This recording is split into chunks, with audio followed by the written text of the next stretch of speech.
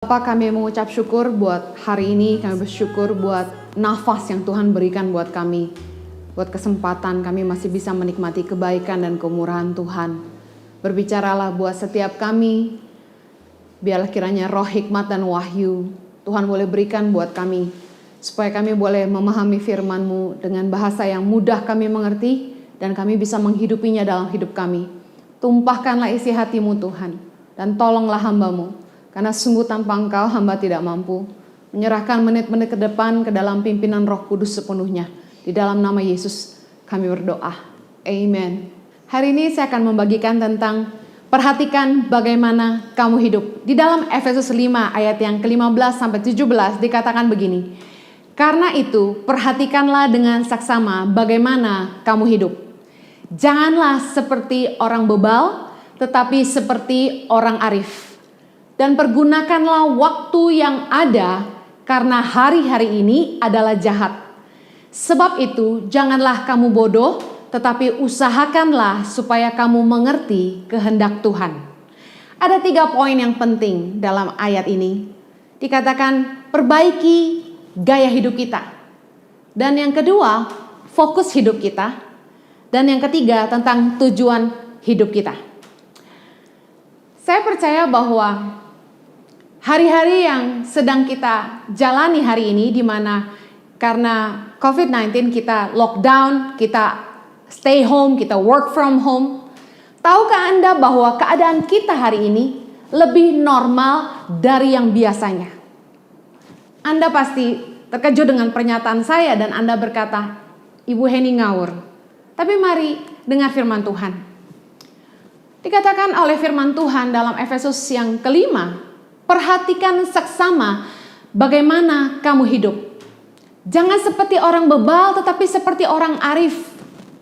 Jangan hidup seperti orang bebal itu begini. Orang bebal itu tidak taat kepada firman. Tidak taat pada aturan. Sulit diajar. Tidak bisa diberitahu. Hari-hari ini di mana pemerintah mengeluarkan aturan supaya kita mengadakan social distancing, menjaga jarak.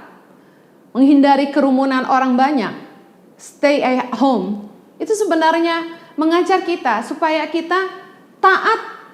Kalau kita tidak taat, kita akan mengorbankan orang lain. Ada sebuah hikmat bahwa selama ini kita hidup sembrono, tidak taat aturan, dan bahkan banyak di antara kita yang tidak peduli kepada aturan yang harusnya kita jalani dalam hidup kita. Kebenaran, nilai-nilai kebenaran yang harusnya kita hidupi. Firman Tuhan berkata, perhatikanlah dengan seksama bagaimana kamu hidup. Jangan seperti orang bebal, tetapi seperti orang arif. Orang arif artinya bijaksana. Poin pertama yang saya mau bagikan adalah, Tuhan sedang mengajarkan kita di dalam keadaan ini tentang gaya hidup yang benar. Tuhan sedang menunjukkan kepada kita, inilah gaya hidup kita yang seharusnya. Apa itu? Yang pertama, kita lebih banyak waktu dengan keluarga. Yang kedua, kita lebih banyak waktu untuk berdoa dan merenungkan dan mendengarkan firman. Saya dengar beberapa teman berkata begini, yang biasanya jarang ketemu anak, yang biasanya sibuk bekerja dan jarang di rumah, sekarang dari pagi sampai pagi lagi lihat istri. Dari pagi sampai pagi lihat anak. Yang biasanya nggak lihat anak-anak itu ngapain. Sekarang kita bisa lihat kebiasaannya dan kita bisa kasih tahu mereka beberapa hal yang menurut kita kurang pas. Kemudian yang biasanya jarang dengerin firman, jarang baca firman, jarang berdoa. Karena nggak tahu mau ngapain di rumah. Nonton khotbah di YouTube bisa 3-4. Hari Minggu bisa ikut ibadah online 3-4 ibadah satu hari. Luar biasa. Keadaan ini membuat orang jadi lebih ingat Tuhan. Jadi lebih fokus perhatiin keluarga. Dan yang lebih dahsyat gini, lebih fokus sama yang penting-penting. Kenapa? Dengan keuangan yang minim, mau gak mau kita juga jadi lebih irit dan bijaksana. Biasanya sebelum COVID-19, kita terlalu sibuk untuk melakukan hal-hal ini. Yang pertama, saat teduh, berdoa. Sibuk bangun pagi buru-buru pergi kerja. Yang kedua, kita terlalu sibuk untuk bikin mesbah keluarga. Kita pulang udah malam, anak-anak juga sudah tidur, istri juga mungkin sudah tidur. Yang ketiga, kita terlalu sibuk untuk sampai nggak sempat makan malam sama keluarga.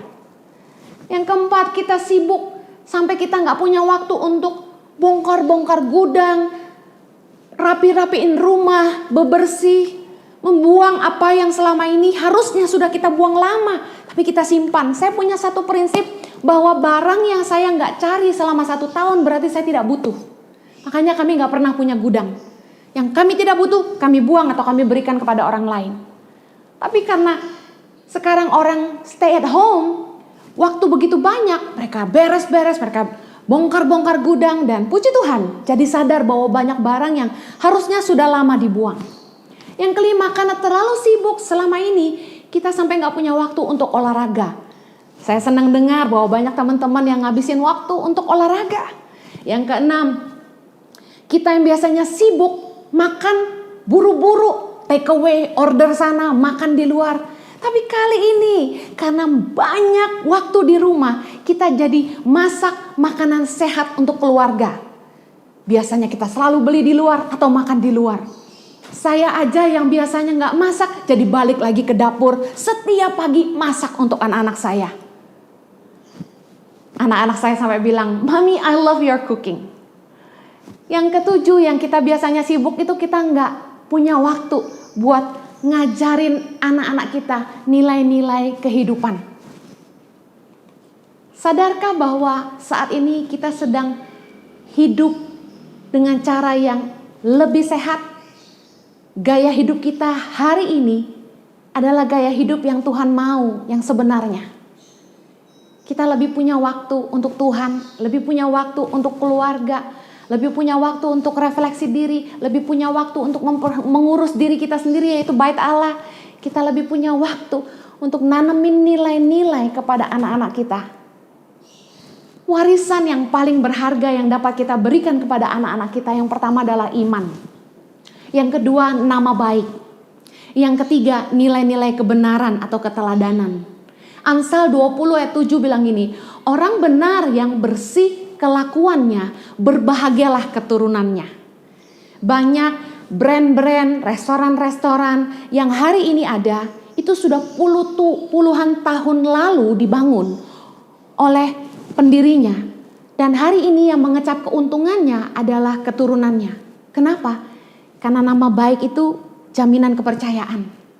Makanya firman Tuhan berkata, orang benar yang bersih kelakuannya, berbahagialah keturunannya. Dia gak usah capek-capek lagi bangun dari nol. Dia tinggal nerusin apa yang nenek moyangnya sudah bangun. Sebuah warisan yang berharga, yaitu nama baik. Orang benar itu bersih kelakuannya.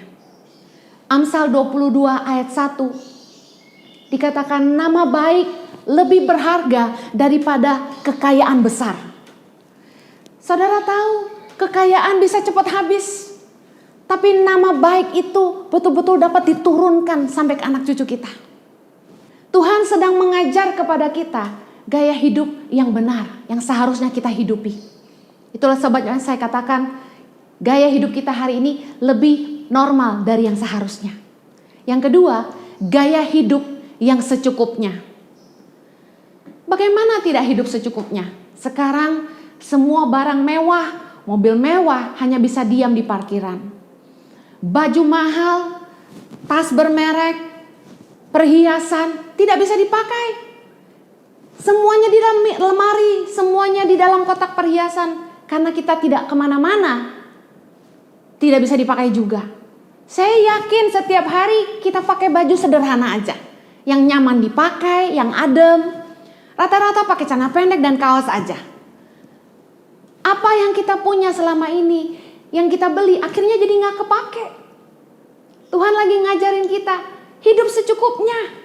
Tuhan lagi ngajarin kita apa sih yang paling penting. Dalam keadaan lockdown, dalam keadaan stay at home, kita akhirnya sadar bahwa yang paling penting dalam hidup ini adalah satu Tuhan. Kita butuh Tuhan banget hari-hari ini. Kita minta pertolongan Tuhan melindungi kita dan keluarga kita. Kita minta pertolongan Tuhan supaya kita masih bisa makan setiap harinya. Akhirnya Tuhan menunjukkan kepada kita apa sih yang paling penting. Yang pertama Tuhan, yang kedua kesehatan.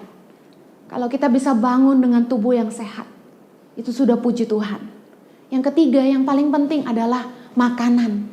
Kalau masih ada makanan di meja kita, bersyukurlah. Yang keempat yang paling penting adalah pakaian. Kita masih bisa pakai pakaian. Gak penting mereknya apa, tapi nyaman dipakai. Yang kelima yang paling penting adalah kita bisa punya tempat tinggal. Hari-hari ini semua orang stay at home. Bayangkan mereka yang gak punya tempat tinggal. Kasihan sekali mereka. Saya bersyukur Tuhan lagi ngajarin kita selama ini kita banyak maunya. Mobil BMW seri 7, rumah di Menteng, Pondok Indah. Kita banyak yang kurang bersyukur dengan kenyataan setiap pagi kita bisa bangun tidak sakit gigi aja sudah haleluya. Kita masih bisa makan tiap hari, minimal sehari 2 kali aja udah puji Tuhan. Masih punya pakaian, meskipun mangga 2 bukan mango, gak masalah. Selama ini sebelum COVID-19 biasanya hidup kita lebih dikendalikan oleh uang. Our life is driven by money. Kita kerja, cari uang. Seolah-olah gak ada cukupnya. Gak pernah cukup. Kita belajar, kita sekolah. Waktu kita habis hanya untuk what? One purpose, money. 1 Timotius 6 ayat 10 bilang gini.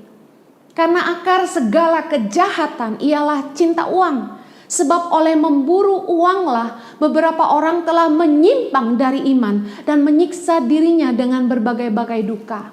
Menyiksa diri dengan berbagai duka tuh gini, stres, mikirin bisnis, mikirin uang, mikirin macam-macam. Padahal uangnya sudah lebih dari cukup. Salah satu tanda orang cinta uang tuh gak pernah ngerti kata cukup. Tahukah Anda bahwa seberapa banyak pun harta Anda gak akan pernah merasa cukup. Pengkhotbah 5 ayat 10 bilang, siapa mencintai uang tidak akan puas dengan uang. Dan siapa mencintai kekayaan tidak akan puas dengan penghasilannya. Ini pun sia-sia. Uang membuat manusia jadi serakah. Sekalipun sudah kaya raya, selalu ingin lebih kaya. Meskipun sudah punya banyak, selalu ingin punya lebih banyak. Makanya selama ini waktu kita habis hanya untuk cari uang. Seolah-olah kayak gak ada cukupnya. Padahal apa sih arti diberkati? Diberkati adalah bukan seberapa banyak yang bisa kita miliki, tapi seberapa banyak yang bisa kita nikmati dan yang bisa kita bagi. Yesus memberi peringatan di dalam Lukas 12 ayat 15 bahwa kita harus berjaga-jaga dan waspada terhadap segala ketamakan, sebab walaupun seseorang berlimpah-limpah hartanya, hidupnya tidaklah bergantung pada kekayaannya. Yesus kasih tahu kita bahwa uang bukan segalanya.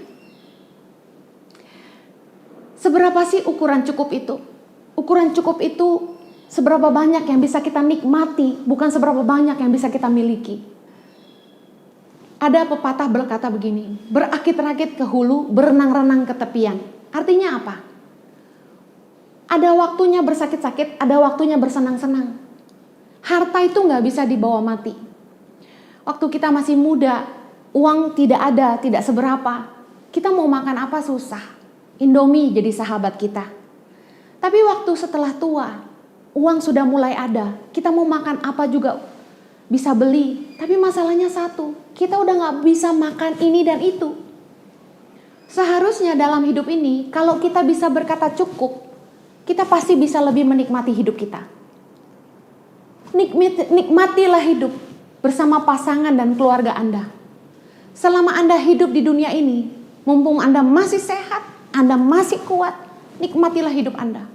Pengkhotbah 9 ayat 9 bilang gini, nikmatilah hidup dengan istri yang kau kasihi seumur hidupmu yang sia-sia, yang dikaruniakan Tuhan kepadamu di bawah matahari. Karena itulah bahagianmu dalam hidup dan dalam usaha yang engkau lakukan dengan jerih payah di bawah matahari. Selama ini cari uang sampai gak punya waktu sama istri, gak punya waktu sama suami. Padahal yang jadi bagian kita dalam jerih payah adalah bisa menikmatinya bersama orang yang kita cintai. Harta gak bisa dibawa mati. Tapi seringkali selama kita hidup dan masih sehat, Kita fokus cari uang terus. Kita bilang demi anak-anak. Tapi pada akhirnya kita seringkali mengorbankan anak-anak kita demi uang. Jangan hanya fokus hidup kita untuk bekerja meninggalkan warisan. Banyak orang yang kerja keras untuk anak-anaknya katanya. Tapi kemudian setelah dia tua dan anak-anaknya gak mau urus dia kecewa.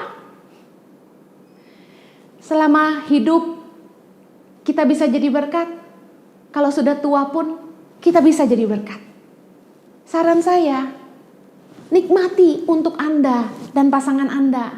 Pastikan Anda punya tabungan cukup untuk menghidupi dirimu. Baru selebihnya untuk anak-anakmu.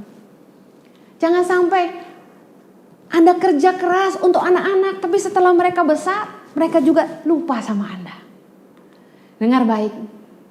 Ukuran cukup itu selain yang bisa kita nikmati adalah punya lebih untuk dibagi. Orang yang diberkati Tuhan adalah orang yang ngerti kata cukup untuk dirinya sendiri dan dia punya lebih untuk dibagi dengan orang lain. Yesus berkata dalam Kisah Rasul 20 ayat 35, terlebih berbahagia memberi daripada menerima. Berarti kata kunci untuk bahagia adalah kalau kita bisa berbagi. Selama masa-masa COVID-19 ini saya baru ngerti. Ketika saya sama Jojo transfer uang untuk bantu beberapa hamba Tuhan, saya berasa senang dan excited sekali melakukannya. Padahal di tengah-tengah kesulitan ini, kami pun berdua pun sulit. Tapi betapa Tuhan memberkati orang-orang yang senang memberkati orang lain. Kami berdua dipelihara Tuhan luar biasa. Dengar baik, bijaksanalah dengan waktu yang ada. Karena hari-hari ini adalah jahat. Mari hidupi apa yang jadi prioritas dalam hidup kita. Kalau kita sadar waktu kita terbatas. Hidupi apa yang paling penting. Mazmur 90:12 bilang ini, ajar kami menghitung hari-hari kami sedemikian hingga kami beroleh hati yang bijaksana. Firman Tuhan tadi berkata begini, jangan kamu bodoh, tapi berusaha kamu mengerti kehendak Tuhan. Pastikan di waktu kita yang terbatas ini, di umur kita yang terbatas ini, kita ngerti kehendak Tuhan. Kekhawatiran akan hidup adalah tanda kita tidak mengenal Tuhan. Hari-hari ini, di mana COVID-19 sedang melanda dunia, kita menjadi khawatir tentang penghidupan. Bagaimana bisnis mulai lesu, bagaimana beberapa orang kehilangan pekerjaan. Saya ingin katakan begini, keadaan ini merupakan ujian. Kalau kita masih khawatir tentang hidup kita, berarti kita belum sungguh-sungguh mengenal Allah. Dalam Matius 6 ayat 25 dikatakan gini, karena itu aku berkata kepadamu, janganlah khawatir akan hidupmu, akan apa yang hendak kamu makan atau minum, dan janganlah khawatir pula akan tubuhmu, akan apa yang hendak kamu pakai. Bukankah hidup itu lebih penting daripada makanan, dan tubuh itu lebih penting daripada pakaian? Matius 6 ayat 32 bilang gini, semua itu dicari bangsa-bangsa yang tidak mengenal Allah. Akan tetapi Bapamu yang di sorga tahu bahwa kamu memerlukan semuanya itu. Yakinilah bahwa Tuhan tahu bahwa kita butuh makan untuk hidup. Tuhan tahu kita butuh penghidupan. Percayalah bahwa Tuhan akan memelihara hidup kita. Tapi yang kita harus pastikan adalah ini. Kita harus hidup dalam kebenaran, taat akan firman, dan hidup dalam kehendak Tuhan. Mazmur 37 ayat 25 berkata begini, dahulu aku muda, sekarang telah menjadi tua, tetapi tidak pernah kulihat orang benar ditinggalkan atau anak cucunya meminta-minta roti. Daud bilang gini, dari sejak dia muda sampai dia tua, dia gak pernah lihat orang benar ditinggalkan dan anak cucunya meminta-minta roti. Artinya apa? Kita harus pastikan bahwa kita hidup benar. Kita tidak lagi berbuat jahat. Kita tidak lagi berbuat dosa. Kita tidak melanggar kebenaran firman Tuhan. Kita belajar seperti kita taat kepada aturan pemerintah untuk social distancing. Demikian juga kita menjaga kekudusan kita. Kita lakukan kebenaran. Kita hidup dalam kehendak Tuhan. Saya yakin sebagai orang benar, hidupmu akan dipelihara Tuhan. Kalau ada hari ini Anda yang mengalami kesulitan hidup, Mari berharaplah kepada Tuhan. Berdoa, minta pertolongan Tuhan. Saya percaya Tuhan pasti bertindak. Dia tidak akan pernah lalai menepati janjinya. Jangan lagi berbuat jahat. Saya heran di masa-masa seperti ini, yang harusnya kita semakin sadar bahwa Tuhan itu hidup, masih ada saja orang-orang yang suka berbuat jahat. Orang yang takut akan Tuhan itu, dikatakan firman Tuhan, menjauhi kejahatan, tidak berbuat jahat kepada sesamanya. Saya lihat komen-komen di Facebook, masih ada saja orang-orang yang mengata-ngatai dengan jahatnya. Orang-orang yang berani menggunakan kata-kata binatang untuk mengata-ngatai hamba-hamba Tuhan. Mari, jangan lagi berbuat jahat. Di waktu-waktu ini, biarlah kita menguji kesetiaan Tuhan. Kalau kita hidup dalam kebenaran, saya percaya Dia akan memelihara hidup kita. Bijaksanalah dengan hidupmu. Percayalah bahwa inilah gaya hidup yang Tuhan inginkan, agar kita kembali punya waktu buat Tuhan, kita punya waktu untuk keluarga, kita tidak meninggalkan waktu-waktu untuk menanam nilai-nilai kebenaran untuk anak-anak kita, dan kita belajar ngerti kata cukup, belajar gaya hidup yang secukupnya, bahwa kita sadar yang paling penting adalah Tuhan, kita masih bisa sehat, masih bisa makan, punya cukup pakaian, dan masih punya tempat tinggal untuk anak-anak dan keluarga kita. Saya percaya Tuhan pasti memelihara hidup Anda. Jangan menyerah, terus berharap kepada Dia. Tuhan menyertai. Mari kita berdoa. Bapa, hamba-Mu berdoa agar kiranya Engkau menolong setiap kami. Tetap kuat di masa sulit. Tetap sabar menghadapi apapun yang sedang kami hadapi. Biarlah kami boleh mengambil sebuah pelajaran penting, hikmah dari apa yang sedang kami hadapi hari-hari ini. Kami yang sudah meninggalkan kasih mula-mula dengan pasangan kami, biarlah di masa-masa sulit ini kami belajar untuk mengasihi pasangan kami. Mengerti firman-Mu bahwa kami harus menikmati hidup dengan istri kami, suami kami Tuhan. Biar kiranya setiap kami boleh terus dipelihara Tuhan, tidak ada yang kekurangan. Setiap keluarga dicukupi oleh Tuhan. Kami percaya pemeliharaan-Mu sempurna dan janji-Mu setia. Bapa di surga, kami bersyukur untuk kebenaran firman-Mu yang telah memberkati kami. Bagaimana cara kami hidup akan menentukan masa depan kami.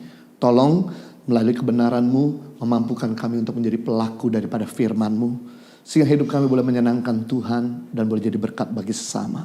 Saat ini kami juga berdoa buat teman-teman yang sakit dalam keadaan kondisi yang berbaring, biar Tuhan boleh sembuhkan. Kuasa mujizat-Mu boleh datang untuk menyembuhkan. Bahkan kalau tabib segala tabib, dokter segala dokter, Engkau sanggup kuasa-Mu untuk menyembuhkan dari berbagai macam sakit penyakit. Bahkan kami semua yang sedang mengalami kekurangan dan kehilangan pekerjaan, Tuhan boleh berikan penyediaan-Mu, Kau Jehovah Jireh. Kami percaya bahwa hidup kami tidak akan selalu dipelihara oleh Tuhan. Dan kami saat ini sedang mengalami pergumulan rumah tangga.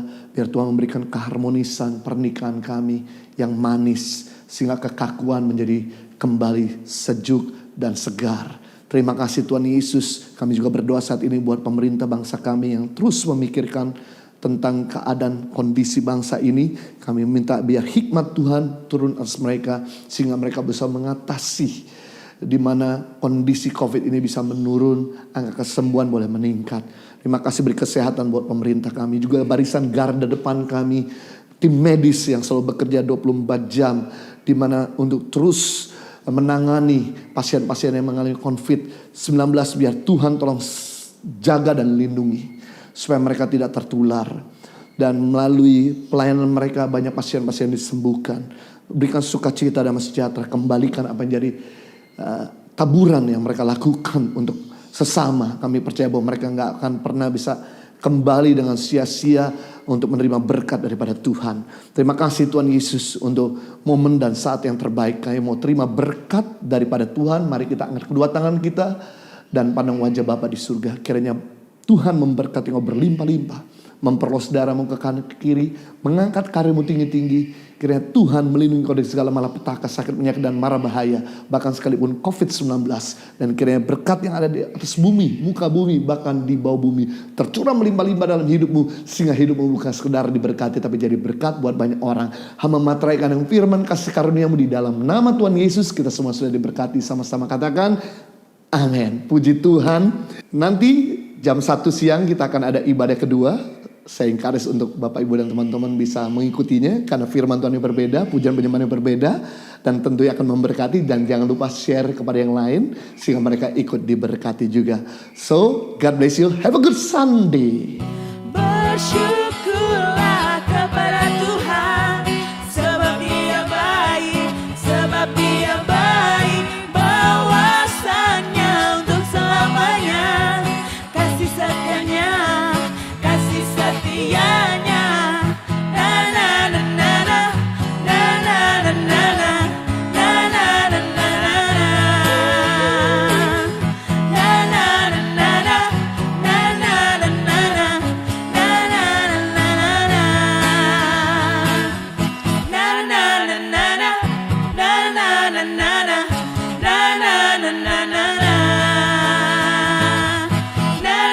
na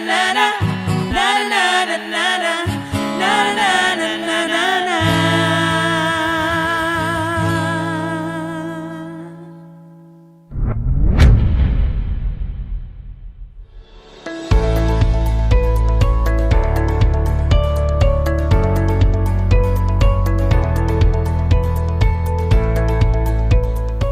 Tanggal 28 April 2020 yang lalu, Yayasan Tahan Pengharapan telah menyalurkan kembali 650 paket sembako kepada supir angkot yang berada di dua lokasi yang berbeda, yaitu Cilincing dan Rawamangun. Mulai dari kampanye diadakan, Tahan Pengharapan telah menyalurkan bantuan lebih dari 2.500 paket sembako dan pemberian bantuan langsung tunai bagi 250 kepala keluarga yang rentan ekonominya di masa COVID-19. Kampanye ini akan tetap dilaksanakan dengan memberikan minimal 500 paket setiap minggunya kepada mereka yang membutuhkan. Setulus hati kami mengucapkan terima kasih atas donasi partners dan donatur yang membantu mereka yang membutuhkan melalui pertolongan Yayasan Tahan Pengharapan. Bagi Bapak, Ibu, Saudara yang ingin ikut serta membantu dan memberikan donasi peduli sesama, dapat mengirimkan melalui rekening BCA, BNI, Mandiri, dan juga QR Code GoPay dan OVO atas nama Yayasan Tahan Pengharapan dengan mencantumkan keterangan transfer peduli sesama. Dan mohon kirimkan bukti transfer ke call center kami melalui nomor WhatsApp di 0811 977 7745.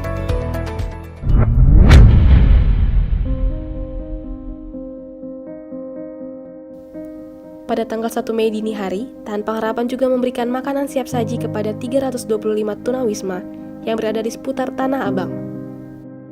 Sudah berapa lama Pak tinggal di sini? Ya terus dari kontrakan aja. Berapa ya lockdown. Sebulan lebih ya? Saya nggak bisa bayar kontrakan. Oh, tadinya kegiatannya apa Pak? Dagang jualan di sebelah, dagang kopi. Oh, dagang kopi gitu.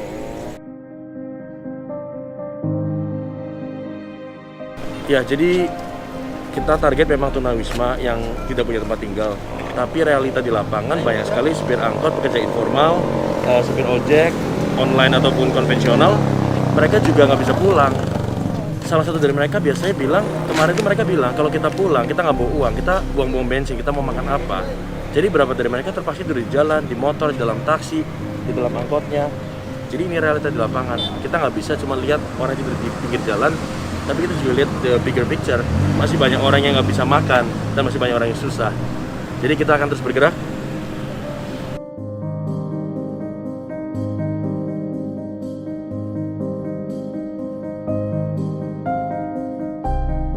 Bang, kemarin bilang terakhir ngekos di seberang sana. Iya. Itu di daerah mana? Ciliwung. Ciliwung. Terus keluar bulan kemarin kan? Karena nggak bisa bayar sewa. Itu per bulan berapa? 600 satu kamar. Iya. Sebelumnya kan narik angkot ya? Iya. Kalau Mbaknya dulu kerja apa kalau boleh tanya? Kerja di toko. Sekarang udah nggak kerja lagi. Terakhir kerja kapan? Baru bulan kemarin karena ditutup semua kan, disuruh tutup semua. Iya. Ya udah akhirnya stop juga. Terus udah gitu kan aku juga kurang agak sehat. Iya. Gitu. Jadi kesehatan aku menurun. Jadi penghasilan sekarang ini dari suami doang. dari suami aja, narik angkot. Sehari dapat berapa mas? Ya, nggak tentu. Kemarin kan bilang dulu 150, sekarang cuma dapat 20 aja, alhamdulillah ya. Iya, bisa buat makan aja udah bersyukur. Kalian tinggal berdua, nggak ada keluarga sama sekali di sini. Kan semua doang. Saya nggak ada sama sekali. Ini anak pertama berarti, calon anak pertama.